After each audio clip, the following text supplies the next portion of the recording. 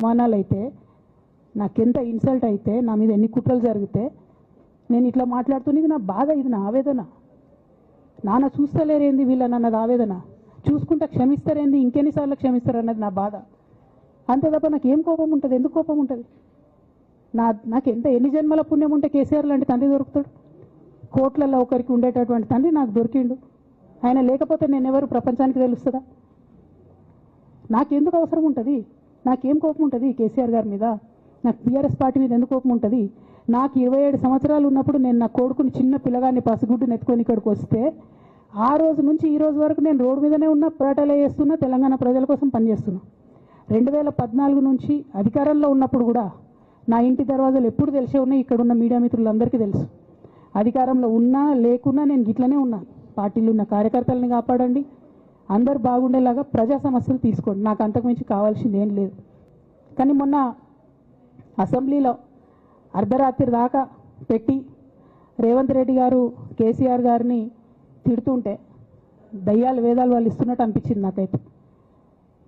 దానికి ఈయన హీరోలాగా ఎదుర్కొన్నాడు, ఈయన 6 అడుగుల బుల్లెట్ అని పార్టీ అంతా ట్వీట్ చేస్తే, మరి 6 అడుగుల బుల్లెట్ ఎవరికి గాయం చేస్తుంది? ఎండ్ ఆఫ్ ద డే ఇవాళ అయితే నన్ను గాయపరిచింది, రేపు రామన్నను గాయపరుస్తారో కేసీఆర్ని గాయపరుస్తారో. జాగ్రత్తగా ఉండండి రామన్న, నేను చెప్పేది ఏం లేదు.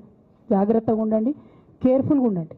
ఎట్ ద సేమ్ టైం ఈ హరీష్ రావు గారి కారణంగా గమ్మత్ ఏముంటుందంటే, ఒకసారి హంపీకి పోతారు వీళ్ళందరూ, మీ అందరికీ తెలుసు ఆ స్టోరీ. హంపీకి పోయి పాటలు పాడుకుంటారు, మొత్తము చాలా మంది కలిసి కేసీఆర్ గారిని చాలా అవమానకరంగా మాట్లాడతారు, ఒక పార్టీని వెనుపోటు పడదామని డిజైన్ చేస్తారు. ఇదంతా వీరికి తెలుసు, హరీష్ రావు గారికి తెలుసు. నేను ఆ రోజు సాక్ష్యం ఉన్న హరీష్ అన్న వచ్చి లిటరల్లీ రామన్న చేతులు పట్టుకొని, అరే మామయ్యకి చెప్పురా, సింక్ ఆర్ సేల్, నేను మామయ్యతోనే ఉంటా అని చెప్పి అక్కడ మాట్లాడుకున్న వాళ్ళందరినీ పెద్దసారి దగ్గర అవుట్ చేసిండి. ఆ తర్వాత పర్యవసానంలో ఈటల రాజేంద్ర అన్న బయటికి వెళ్ళడం. ఈ మహానుభావుడు వల్ల జగ్గారెడ్డి దగ్గర నుంచి మొదలు పెడితే, చెరుకు శ్రీనివాసరెడ్డి ముత్యంరెడ్డి అన్న కొడుకు దగ్గర నుంచి మొదలు పెడితే, రఘునందన్ రావు గారు, మైనంపల్లి గారు, విజయశాంతి గారు, విజయరామారావు గారు, ఆయన పాత పెద్ద ఆయన ఉండే ఈటల రాజేందర్ గారు, వీళ్ళందరూ పార్టీలకు వెళ్ళి పోయినారు కదా, పోలేదా? ఓపెన్గా చెప్పిరా అన్నాడు ఎన్నికలలో. దానికి ఏం రాపించుకుంటాడు ఈయన పేపర్లల్లో? ఒంటరి పోరాటం చేసి ఓడిన హరీష్ రావు. అసలు ఓడిపోయింది నీ వల్ల కదా. మీరు మీడియా మేనేజ్మెంట్లో సూపర్ అలా డౌట్ ఏం లేదు. రామన్న యూట్యూబ్లు మేనేజ్ చేసి నా మెయిన్ స్ట్రీమ్ మీడియా మేనేజ్ చేస్తాడు, అంతే, అంతకుమించి వేరే ఏం లేదు. నేను రామన్నని రిక్వెస్ట్ చేస్తున్నాను, మీరు కూడా ఆ స్కిల్ నేర్చుకోండి అన్న. అట్లనే ఈటల రాజేందర్ గారు ఉప ఎన్నిక దగ్గరుండి హరీష్ అన్న గెలిపిలేదా అండి ఈటల రాజేందర్ని? ఆనాడు పీసీసీ అధ్యక్షుడిగా ఉండి రేవంత్ రెడ్డి గారు ఏమంటారు, కాంగ్రెస్ పార్టీ ఓడిపోతుంది ఇడా అని చెప్పారు. ఆయన ముందే డిక్లేర్ చేసిండు, ముందే చేతులెత్తేసిండు. హరీష్ అన్న ఆడ పోయి కూర్చొని మరి ఈటల రాజేందర్ అన్నని గెలిపించొచ్చిండు. ఈ బంధం రేవంత్ రెడ్డి గారిది హరీష్ రావు గారిది అప్పటి నుంచి కొనసాగుతుంది, కొత్త బంధం ఏం కాదు ఇది. నేను కేసీఆర్ గారిని పెద్దల్ని రిక్వెస్ట్ చేసేది ఒకటే, ఈయన చేస్తున్న ఈనాడు పేపర్లో వచ్చింది, 1.5 కోటి తీసుకొని వ్యాపారం చేసుకుందామని హరీష్ రావు గారు ఎక్కడికో పోయిందని కూడా వచ్చింది. కటింగ్ కోసం వెతికిన దొరికినప్పుడు ఎప్పుడో ట్వీట్ చేస్తుంది అన్నీ. బీఆర్ఎస్ పార్టీ ఆనాడు టీఆర్ఎస్ పార్టీ పెట్టినాక 9-10 నెలల తర్వాత వచ్చింది హరీష్ రావు గారు, డే 1 నుంచి లేరు. నమ్మకం లేకుండిందో ఎక్కడ పోయిండండి ఈయన? చక్కగా పోయి వైఎస్ రాజశేఖర రెడ్డిని కలవలే? మీ అందరికి గుర్తులేదు ఆ ఫోటో? సీనియర్ నాయకులందరికీ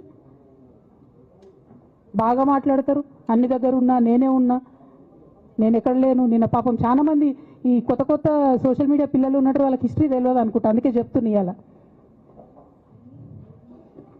అదేవిధంగా నేను పెద్ద ట్రబుల్ షూటర్ అంటారు, ట్రబుల్ షూటర్ కాదు, ఈజ్ ఎ బబుల్ షూటర్. ఆయన ఏంటంటే ట్రబుల్ ఆయన్నే క్రియేట్ చేస్తాడు, చేసి నేనే సాల్వ్ చేసినట్టు నటిస్తాడు. నేను లేటెస్ట్ ఎగ్జాంపుల్ చెప్తా పట్టురు. నేను మొన్న దాసోజు శ్రవణ్ అన్న ఎలక్షన్ ఎమ్మెల్సీ ఎన్నిక మాట్లాడుకొని ఏం చెప్తారంటే, మీ దగ్గర నుంచి ఆ విషయం వెంటనే అటువైపు కన్వే చేసిన, లేదండి మాకు అట్లాంటి ఆలోచన లేదు. ఎందుకు ఈ రీసెంట్ ఎగ్జాంపుల్ చెప్తున్నా ఇవాళ అంటే, హరీష్ రావు గారు ట్రబుల్ క్రియేట్ చేసి ట్రబుల్ని మాఫీ చేసినట్టుగా ప్రయత్నం చేస్తారు. బీఆర్ఎస్ కార్యకర్తలందరికీ నేను నా తమ్ముళ్ళకి నేను ఇదివరకు చెప్పినా మళ్ళీ చెప్తున్నా, నేను కర్మ సిద్ధాంతాన్ని నమ్ముతా.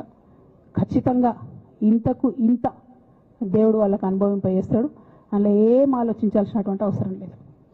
Thank you. జై తెలంగాణ, జై కేసీఆర్, జై తెలంగాణ, జై కేసీఆర్. ట్వీట్ చేస్తే మరి 6 అడుగుల బుల్లెట్ ఎవరికి గాయం చేస్తుంది? ఎండ్ ఆఫ్ ద డే ఇవాళ అయితే నన్ను